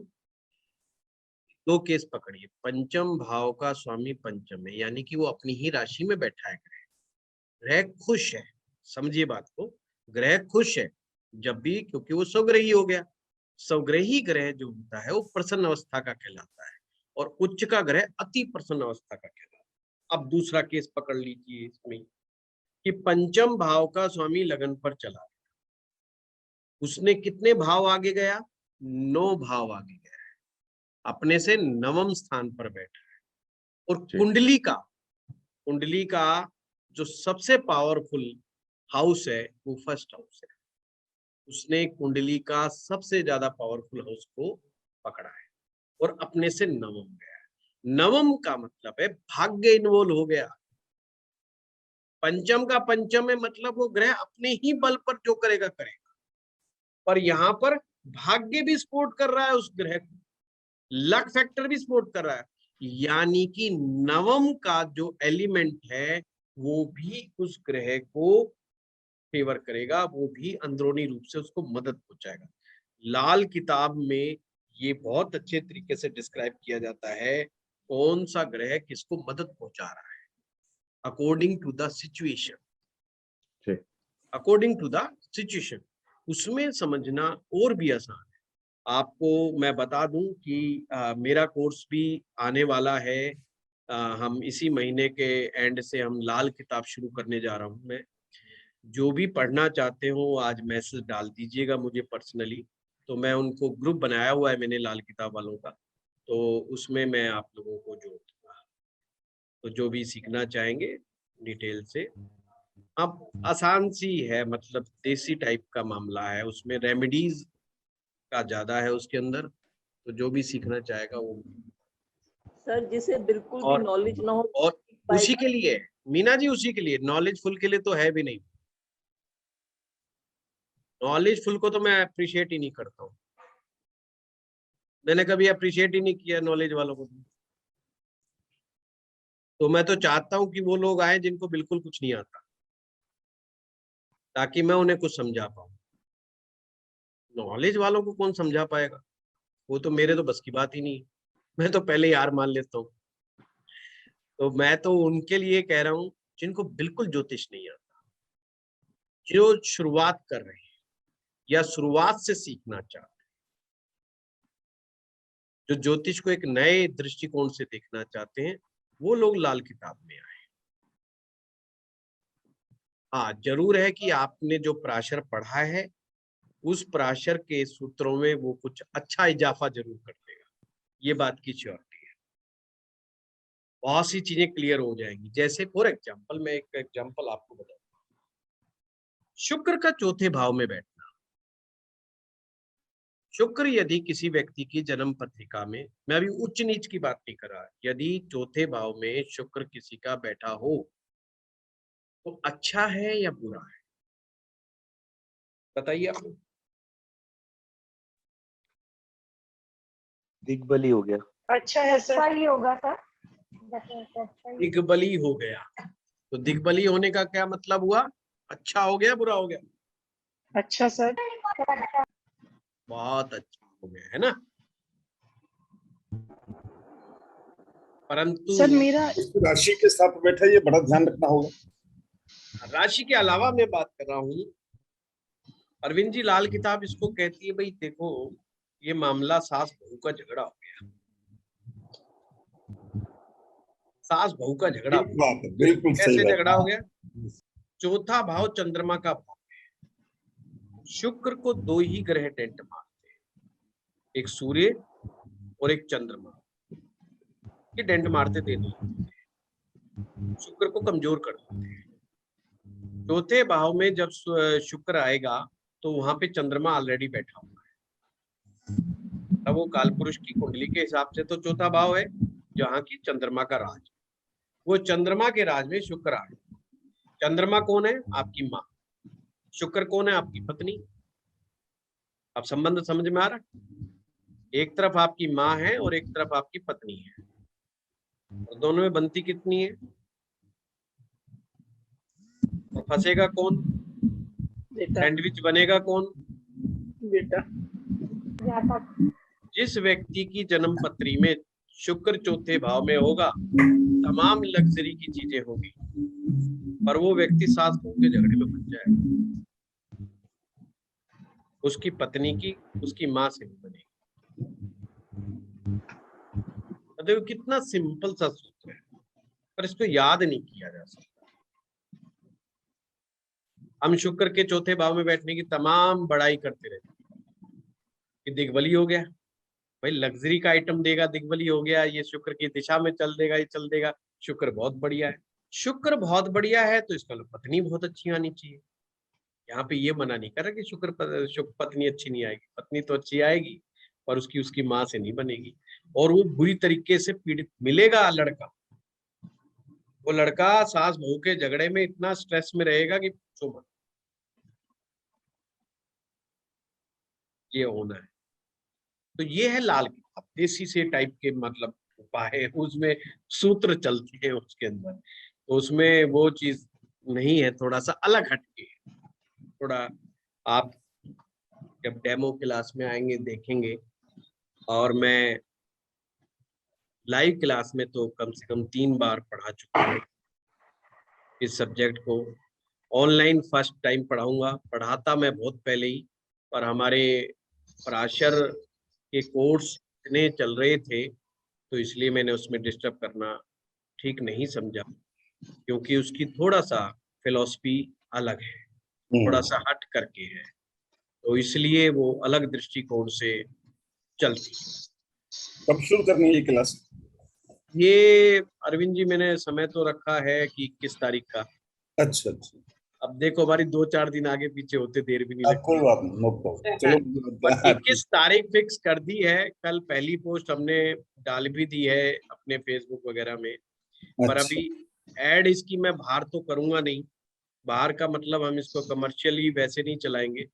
मैं प्रयास करूंगा कि हमारे ही जो एस्ट्रो पाठशाला के स्टूडेंट हैं वही लोग इसको ज्वाइन करें तो ज्यादा अच्छा है।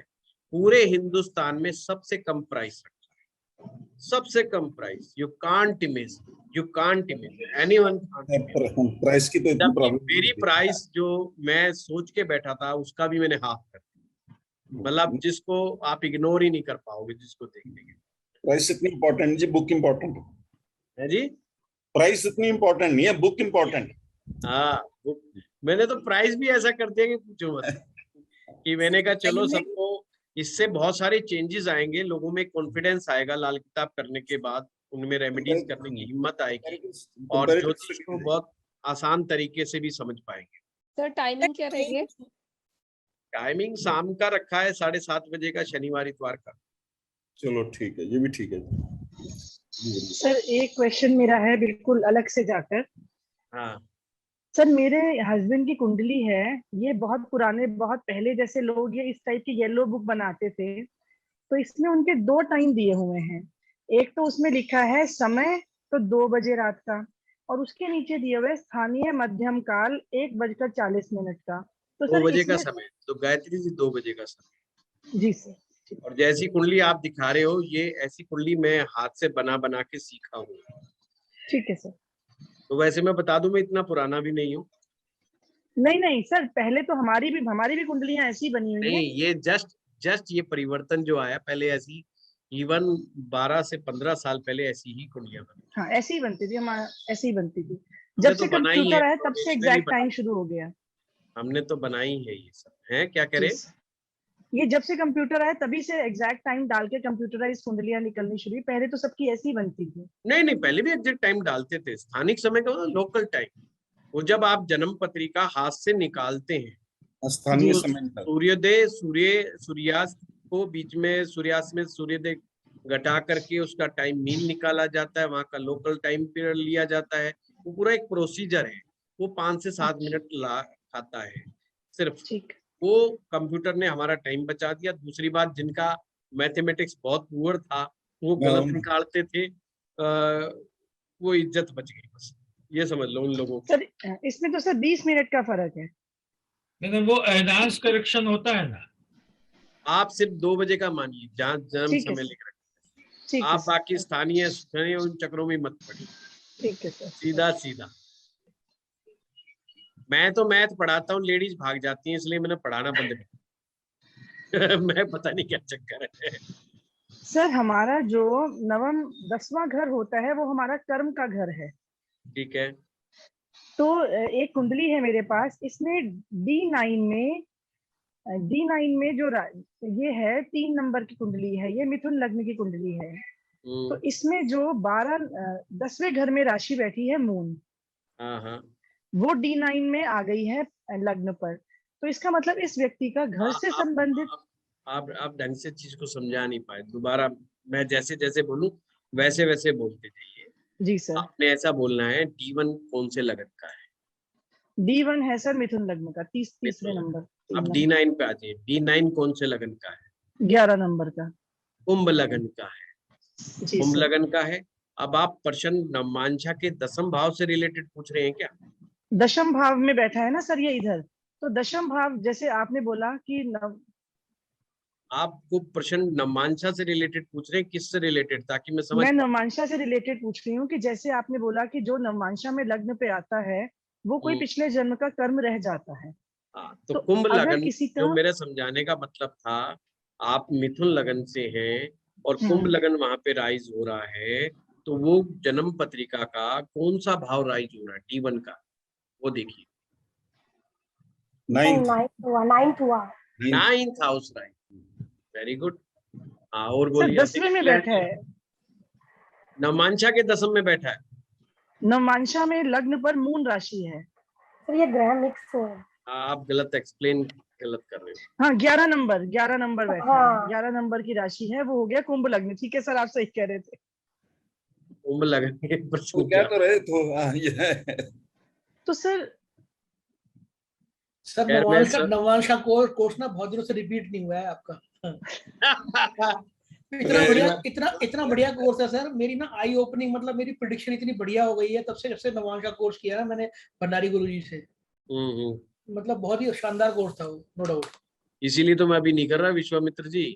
जानबूझ के नहीं कर रहे आप। आंखें तो खुल चुकी हैं, नवमांशा आप लोग सीख चुके हो, तो फिर मेरे से कौन पढ़ेगा।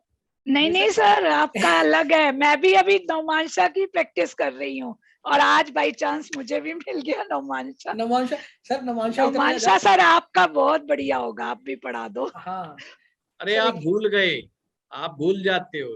लव मैरिज एंड रिलेशनशिप में जो लोग थे, नवमांशा का पार्ट सबसे ज्यादा उसमें मैंने कराया था। सबसे ज्यादा सर वो हम लोग का मिस हो गया था, तब दूसरे और कोर्स थे। लव मैरिज एंड रिलेशनशिप के अंदर मैंने बहुत बड़ा पार्ट नवमांशा का कराया था, और उस समय मैं ही करवा रहा था केवल जी। उस बहुत आसान सूत्र मैंने लव मैरिज रिलेशनशिप में नवमांशा को देखा कैसे जाता है, बहुत डिटेल में मैंने समझाया था। सर आज बहुत अच्छे फॉर्मूले दिए हैं, मेरा क्लियर हो गया बहुत चीजें। अच्छा, पूर्व जन्म का पता चल गया। जी। पूर्व जन्म कहाँ से देखते हैं, जो लोग आजकल बताते रहते हैं पूर्व जन्म, वो इसमें दिख गया। कहाँ से देखेंगे हम। कौन से हाउस से रिलेटेड चल रहा है? सर मुझे कुछ पूछना है। सर अगर 6th वाला राइज हो रहा है नवम में, तब हमारे घर में 3 लोगों का हो रहा है। हाँ, तो लड़ते लड़ते बीच में छूट गया मामला। तो अब लड़ेंगे। तो लड़ाई अभी बाकी है। इसीलिए इकट्ठे हुए सारे वहीं पे। सारे वहीं इकट्ठे हुए, एक ही फैमिली में आ गए। तो सर लड़ाई मतलब शत्रुओं से भी होगी कि अपने ही? आपस में लड़ेंगे। छठे भाव जो होता है ना, बहुत सारी चीजों का है, कोई एक चीज का नहीं है ना। छठे भाव में षड रिपु आते हैं, 6 शत्रु बाधाएं आती हैं, जिसमें काम, क्रोध, लोभ, मोह, अहंकार, मद, ये सब मैंने आपको 6 चीज मैंने बहुत डिटेल में कराई हुई है। हाँ जी, मेरे वो तो वीडियोस आप देखेंगे ना, तो उससे रिलेटेड है कि हम डिजायरफुल हैं कुछ अचीव करने के लिए। छठा भाव हमारा राइजिंग एक प्रकार से बनाता है कि हमें राइज करने के लिए जीवन में छठा बहुत इम्पोर्टेंट है। हमेशा ध्यान रखिएगा छठा भाव कहाँ पर प्लेस है। दसम your success, 10th house is your success, और दसम का भाग्य छठा है। फिर मैं रिपीट कर रहा हूँ, दसम का भाग्य छठा है, दसम का लक छठा है। क्लियर? दसम से अगर गिनेंगे तो छठे भाव तक आएंगे तो नवम स्थान आता है जी। यानी जिंदगी में सफल होना है, बिना छठे के मामला पार नहीं होगा। तो मतलब कंपटीशन के थ्रू छठे से गुजरना ही पड़ेगा, छठे को अपना भाग्य मानना ही पड़ेगा। इसीलिए ध्यान रखिएगा, मैंने सूत्र बताया था, जिन लोगों का छठे का लॉर्ड मजबूत होता है वो जिंदगी में राइज बहुत करते हैं, और उनकी जिंदगी में तकलीफें बहुत होती हैं, परेशानियां बहुत होती हैं। मैंने बताया था कि ये माइंड सेट का खेल है।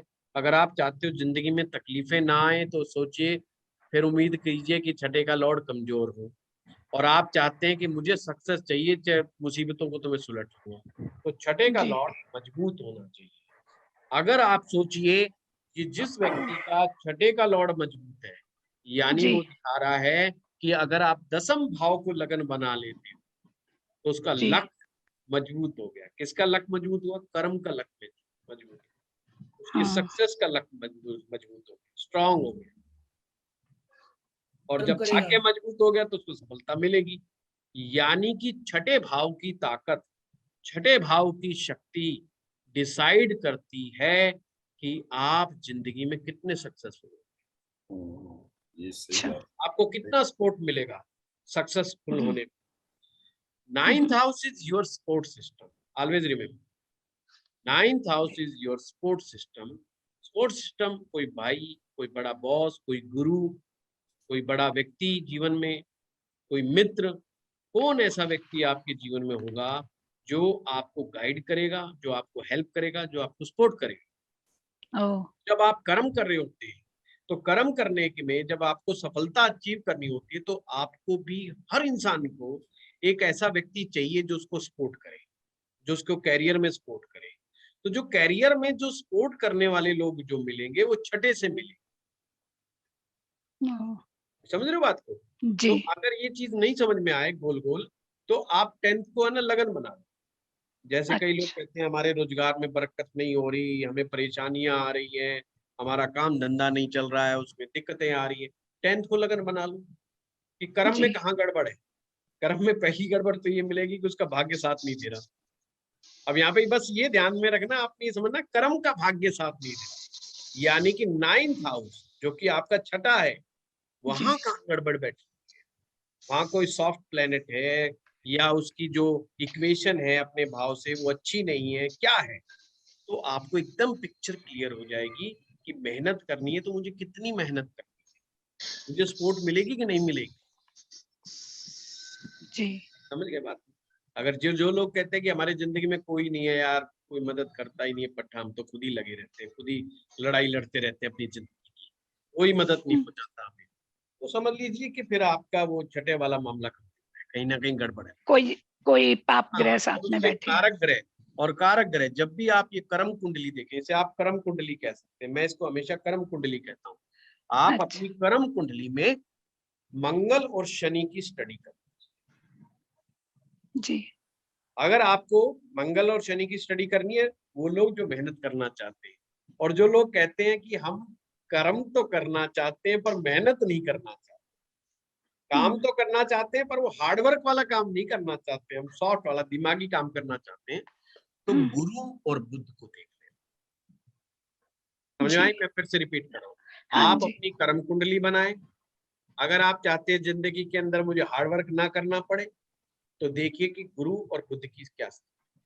अगर गुरु और बुध आपकी कर्म कुंडली के अनुसार फर्स्ट क्लास बैठे, no need to do hard work.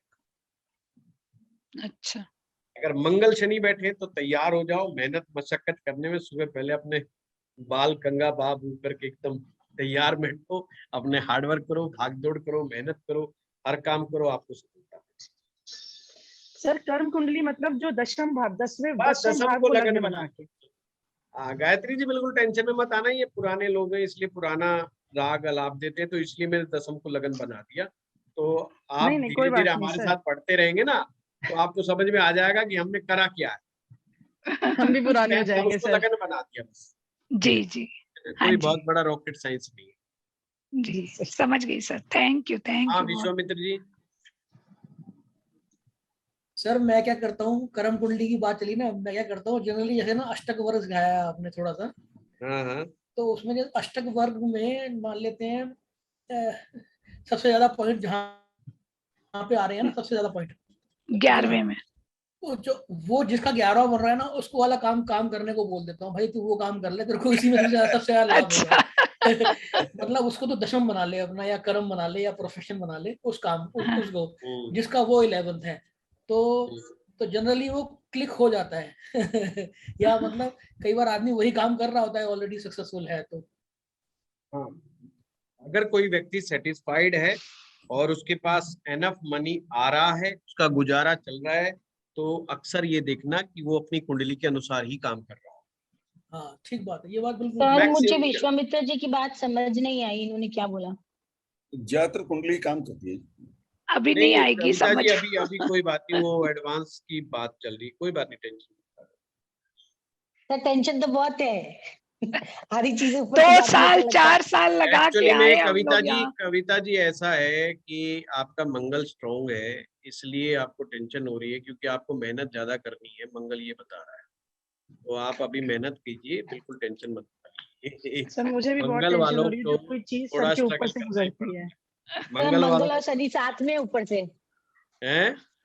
मंगल और शनि साथ में है ऊपर से। हाँ तो बस कोई बात नहीं, भगवान ने आशीर्वाद दे के भेजा है आपको, परिश्रम आप कर्म योद्धा है। यस, आप कर्म योद्धा। सर एक बात और, जो आप अपना कोर्स ला रहे हैं लाल किताब का, मतलब इसमें और इसमें सिमिलैरिटी है या वो कुछ अलग ही है? सब सिमिलर होगा, सब सिमिलर होगा। सर कब ला रहे हैं लाल किताब? होगा 21 तारीख से। सर कितना लंबा है वो कोर्स, कितने ड्यूरेशन का है? ये आप जितना चाहोगे, हमारे यहाँ तो ऐसे ही रिवाज है कुछ। हम कहते 15 क्लास की 20 हो जाए, 25 हो जाए, 15 की 14 रह जाए, बस ऐसा ही रहता है। भगवान भरोसे। भंडारी सर की 15 से 21 30 31 हो गई, 31 दिया उन्होंने 21 से। एक्चुअली ना वह किताब भी यानी कि रह गई, काफी कुछ रह गया उसमें। उसका एक कोर्स द्वारा चलना चाहिए जेमिनी का। उसमें कई चीजें ऐसी हैं जो छूट गई, इतना समय नहीं था। हाँ जी, हाँ जी, हाँ जी। अच्छा, हमें तो इतना ही समझने में बहुत टाइम लग गया। लगा, टाइम तो लगा जी, टाइम तो लगा। जी जी सर इसमें लाल किताब में ना, जैसे हम लोग अगर लाल किताब करते तो हम क्या क्या कर पाएंगे? जैसे लग्नाध्याय में आपने बोला था प्रेडिक्शन अच्छा कर पाओगे, जो हर कुंडली के हिसाब से, हर लग्न के हिसाब से सब ग्रहों की प्लेसमेंट आप बताएंगे। नंबर एक ग्रह स्थिति को बहुत आसानी से समझ पाओगे। नंबर 2 रेमेडीज बहुत अच्छे से कर। नंबर 3 नवमांशा की आवश्यकता नहीं पड़ेगी, राशियों की आवश्यकता नहीं पड़ेगी, वर्ग कुंडलियों की आवश्यकता नहीं पड़ेगी, महादशा अंतरदशा की आवश्यकता नहीं पड़ेगी। एक 35 साल की दशा सिस्टम है उसके अंदर, वो 35 साल के दशा सिस्टम वो भी बहुत इजी है और प्रेडिक्शन करने में आपको बहुत हेल्प। जो मैं आपको सूत्र देता हूँ ना कि मंगल 28 में 24 में 25, ये जो उसका हाफ कर लो, ये कर लो, ये सब लाल किताब का ही फॉर्मूला। तो अगर हम ये करते हैं, इसमें मिक्स करके आपको पढ़ाया मैंने, वो जो एज का सिस्टम जो होता है, कितने साल के अंदर ये चीजें हुई होंगी। अगर राहु 7वें में किसी का होगा तो 19वें वर्ष में कोई अफेयर हल्का फुल्का जरूर चला होगा या बहुत तेजी से चला होगा। तो 19वें में और 25वें वर्ष में कोई ना कोई अफेयर हुआ होगा। तो ये कुछ लक्षण। इतना सटीक है सर? हैं? इतना सटीक है? इतना सटीक है? क्या हो गया? इतना सटीक है, ये पूछ रही, काफी सटीक है ये।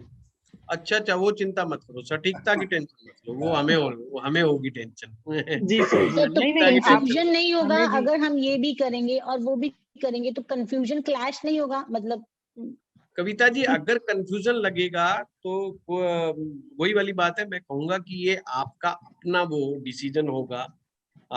मैं ये नहीं कहूंगा कि अगर किसी को कंफ्यूजन लगता है तो बेशक उसको वो ज्वाइन ना करे। मैं तो सिंपल कहूंगा।